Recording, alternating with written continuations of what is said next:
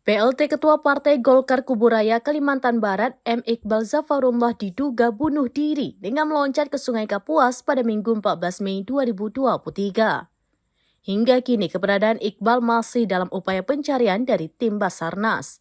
Diketahui Iqbal nekat meloncat ke sungai setelah melakukan aksi kebut-kebutan mengendarai mobil bersama istrinya.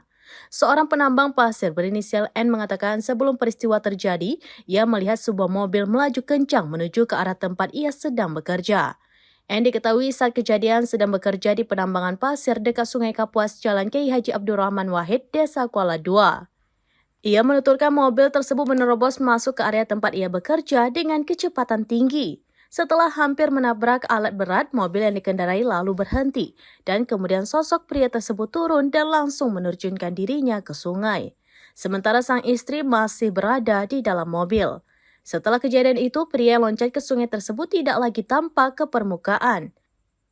Sementara itu, Kapolres Kuburaya AKBP Arif Hidayat mengungkapkan kejadian terjadi setelah dilaksanakan proses pendaftaran calon anggota legislatif di Kuburaya.